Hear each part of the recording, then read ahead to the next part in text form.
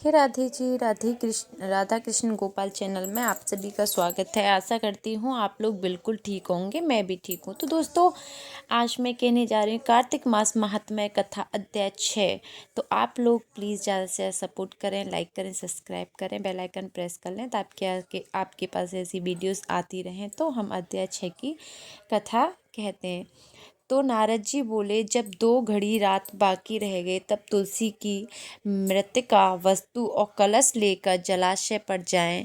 कार्तिक में जहाँ कहीं भी प्रत्येक जलाशय के जल में स्नान करना चाहिए। गर्म जल की अपेक्षा ठंडे जल में स्नान करने से 10 गुना पुण्य होता है। उससे 100 गुना पुण्य बाहरी कुएं के जल में स्नान करने से होता है। उससे अधिक पुण्य बावड़ी और उससे भी अधिक पुण्य पोखर में स्नान करने से होता है।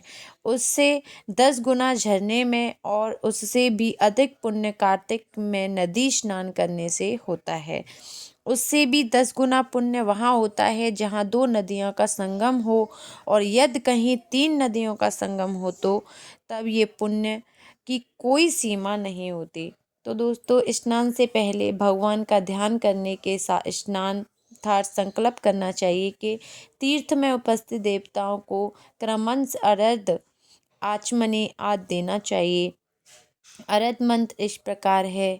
हे कमलनाथ, आपको नमस्कार है। हे जलाशय भगवान, आपको प्रणाम है। हे ऋषिकेश, आपको नमस्कार है। मेरे दिए अर्घ्य को आप ग्रहण करें। बैकुंठ प्रयाग तथा बद्रिकाश्रम में जहाँ कहीं भगवान विष्णु गए वहाँ उन्होंने 3 प्रकार से अपना पांव रखा था। वहाँ पर ऋषि वेद यज्ञों सहित सभी देवता मेरी रक्षा करते रहें।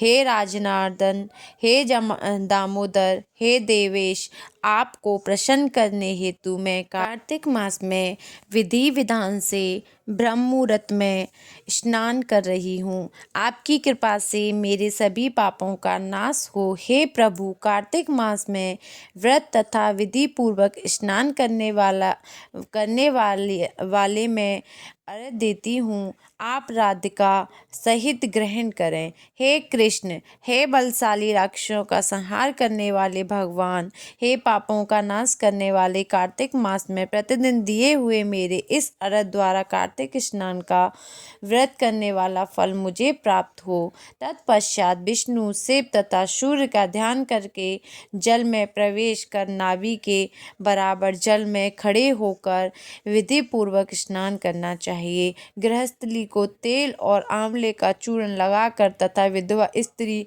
व यत्री को तुलसी की जड़ की मिट्टी लगाकर स्नान करना चाहिए। सप्तमी, अमावस्या, नवमी, त्रयोदशी, द्वादशी, दशमी आदि तिथियों को आंवला तथा तिल से स्नान करना वर्जित है। स्नान करते हुए निम्न शब्दों का उच्चारण करना चाहिए।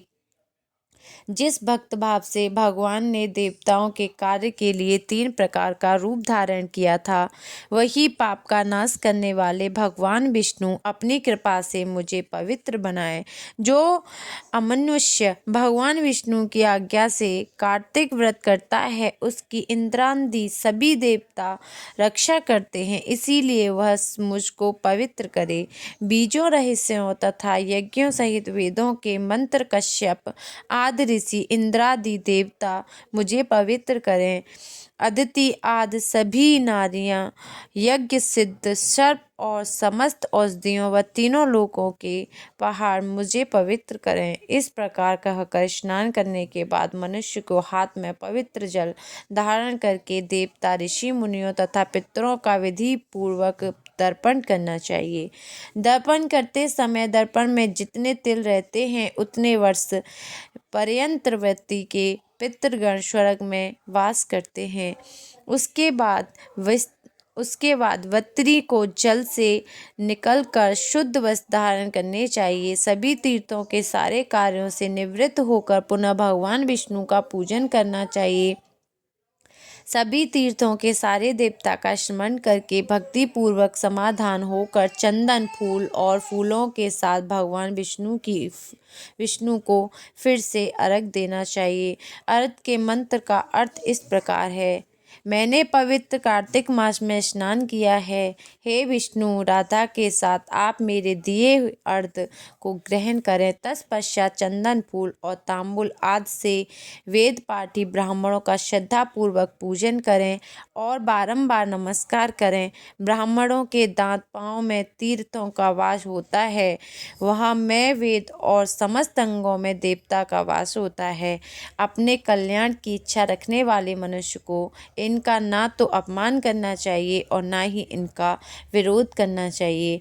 फिर एकाग्रचित्त होकर भगवान विष्णु की प्रिय तुलसी जी की पूजा करनी चाहिए। उनकी परिक्रमा करके उनको प्रणाम करना चाहिए।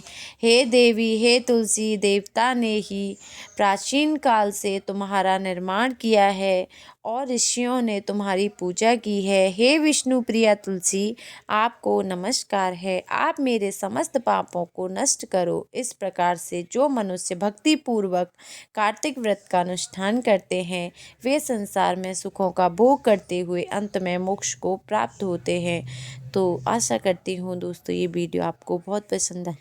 ये राधे राधे, जय श्री कृष्णा। मिलते हैं आपसे ऐसी अगली वीडियो में।